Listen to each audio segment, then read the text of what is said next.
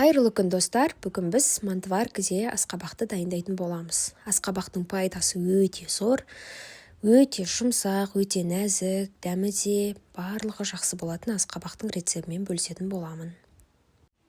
Ең алдымен асқабақтарымыздың сыртын жуып, тура осылай бөлшектеп дайындап алатын боламыз. Маған осылай кішігірім қылып бөлшектеген ыңғайлы, жеуге, балаларға да, үйдегілерге де. Ары қарай өздеріңізге ұнаған пішіндер жасасаңыздар болады.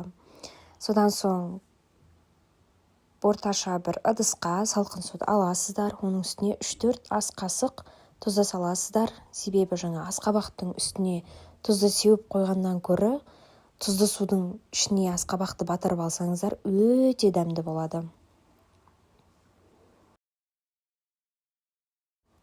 Тұз суда толық ерігенше араластырасыздар.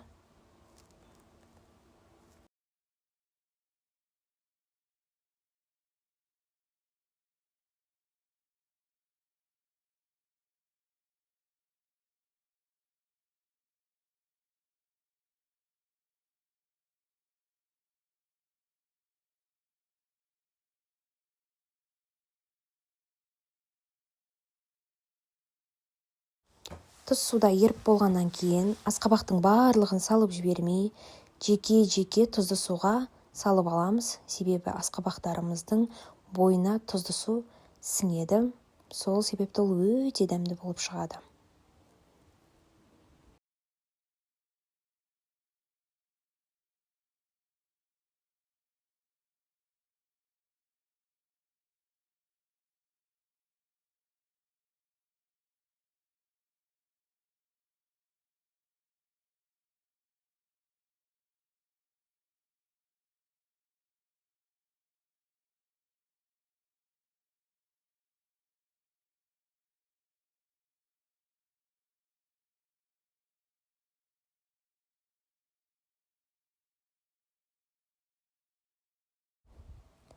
Барлық асқабақтарды тура осылай тұзды суға батырып шығатын боламыз.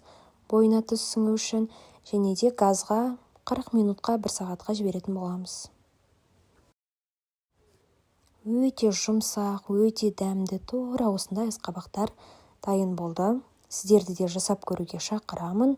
Өте жеңіл, оңай рецепт түрі. Каналыма тіркеліп, лайк басып, комментария жазуды ұмытпаңыздар.